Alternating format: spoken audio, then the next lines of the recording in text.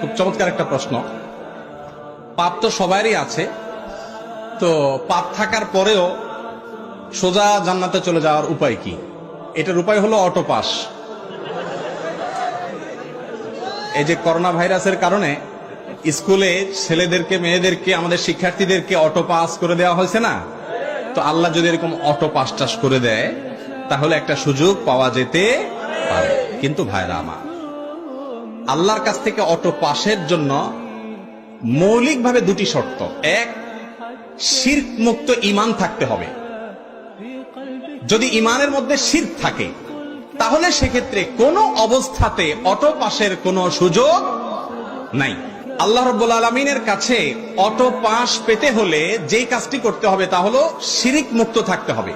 শিরক করে যদি কেউ মারা যায়, আল্লাহ তাআলা আগাম ঘোষণা দিয়েছেন সে অটো পাসটা হবে না, সে সোজা কোথায় যাবে?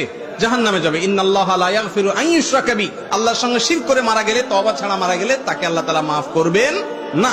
মুসনাদ আহমদে বর্ণিত হাদিসে নবী সাল্লাল্লাহু আলাইহি ওয়াসাল্লাম বলেছেন, আদ-দাওয়াবিনু ইনদাল্লাহি সালাসা, আল্লাহর কাছে তিন ধরনের মামলা উঠবে। তার ভিতরে এক ধরনের মামলা হলো শিরক সংশ্লিষ্ট মামলা। এটা জামিনের অযোগ্য, ক্ষমার অযোগ্য, সরাসরি জাহান্নাম। এজন্য শিরক থেকে বেঁচে থাকার জন্য চেষ্টা করতে হবে। এক। দ্বিতীয় হলো বান্দার হক নষ্ট করা যাবে না। ওই যে আজকে 4টা পয়েন্ট বলেছি, 2টা পয়েন্ট এর মধ্যে চলে আসছে। দেখেন, বান্দার হক নষ্ট করা যাবে না। মানুষের অধিকার যদি নষ্ট করেন, কিয়ামতের দিন আল্লাহ নিজেও বলবেন যে এই মামলা আমি নিষ্পত্তি করব না। যার অধিকার নষ্ট করেছো তার কাছে এই মামলার ইখতিয়ার, তিনি চাইলে মাফ করবেন। আর কিয়ামতে কেউ কাউকে মাফ করবে না। নিজের বাবাও ছেলে মেয়েকে মাফ করবে না। ইয়াউমা ইয়াফিরুল মারউ মিন আখিহি ওয়া উম্মিহি ওয়া আবিহি। এজন্য ভাইরা আমার, যদি গুনাহ করেও সোজা জান্নাতে যেতে চান, 1, শিরক থেকে বেঁচে থাকবেন।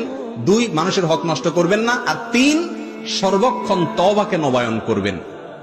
কিছুক্ষণ পর পর বা প্রতিদিনই আল্লাহর কাছে লজ্জিত হয়ে মাপ চাইবেন এবং চেষ্টা করবেন গুনাহ ছাড়ার। এই কসরত যদি করতে করতে থাকেন, ইনশাআল্লাহ আশা করা যায় পাপের পরেও আল্লাহ তাআলা মাফ করে জান্নাত দিবেন।